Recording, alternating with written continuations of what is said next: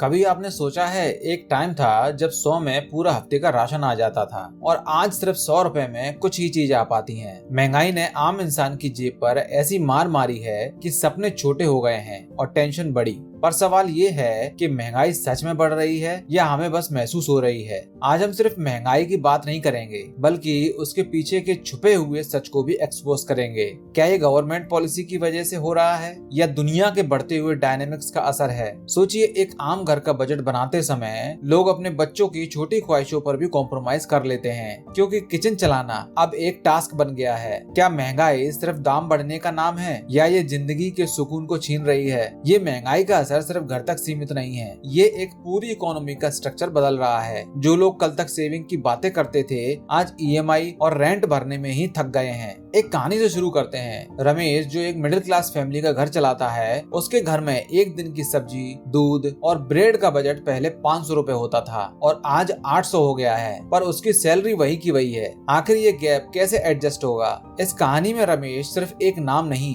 बल्कि भारत के हर घर की तस्वीर है। आप भी अपने घर के रमेश हो सकते हैं या श्वेता, जो अपनी सेविंग में से कॉम्प्रोमाइज कर रही है। एक जमाने में 10 में 1 किलो प्याज और 50 में हफ्ते भर का राशन आ जाता था, लेकिन आज 10 की तो एक मुश्किल से टॉफी ही मिलती है। महंगाई ने एक आम इंसान की जिंदगी में टेंशन का एक अलग लेवल ही सेट कर दिया है। लेकिन ये महंगाई बढ़ क्यों रही है और सबसे जरूरी बात, इसका असली असर हमारी जिंदगी पर क्या पड़ रहा है? हर साल चीजों के दाम बढ़ने लगते हैं। ये आम इंसान को रोजमर्रा के खर्च को दिखाता है, जैसे दूध, सब्जी और पेट्रोल का दाम। ये इंडस्ट्री और व्यापार की कॉस्ट को ट्रैक करता है। अगर सीपीआई और डब्ल्यूपीआई दोनों लगातार बढ़ रहे हैं तो इसका मतलब है कि महंगाई वास्तव में बढ़ रही है और इसका सीधा सीधा असर हमारे बजट पर पड़ रहा है। पिछले 2 साल में सबसे ज्यादा इम्पैक्ट खाने पीने की चीजों पर पड़ा है। टमाटर, प्याज और कुकिंग ऑयल जैसे आइटम्स के दाम 20 से 40% तक बढ़ गए हैं। पेट्रोल और डीजल 100 रुपए के ऊपर पहुंच गया है, जो हर चीज की कॉस्ट बढ़ाने के पीछे कारण है।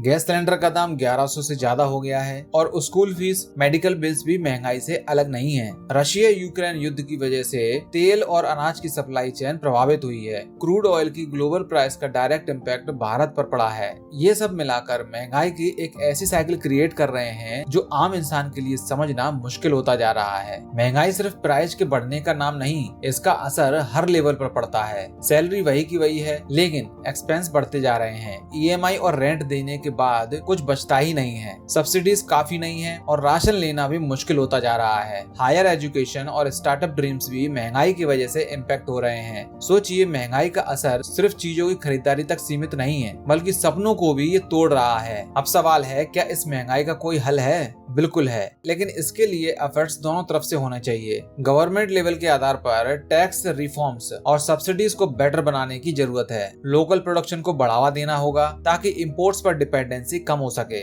आम आदमी की जिम्मेदारी, अपना बजट प्लान करें और अननेसेसरी चीजों की खरीदारी बंद करें। सेविंग और इन्वेस्टमेंट के थ्रू अपने फ्यूचर को सिक्योर करें। ये एक लंबे समय की स्ट्रेटेजी है, लेकिन अगर हम आज से एफर्ट शुरू करें तो हल जरूर मिलेगा। दोस्तों, महंगाई एक रियलिटी है, लेकिन इसका मतलब ये नहीं कि हम हेल्पलेस हैं। जैसे जैसे हम इस प्रॉब्लम को समझेंगे और अपनी तरफ से चेंजेस करेंगे, वैसे वैसे इसका इम्पैक्ट कम हो सकता है। अब सवाल ये है, क्या आप अपनी फाइनेंशियल प्लानिंग पर ध्यान देना शुरू करेंगे? आपको क्या लगता है, महंगाई का सबसे बड़ा इम्पैक्ट किस पर पड़ा है? मिडिल क्लास, फार्मर्स या यूथ? कमेंट में जरूर बताएं।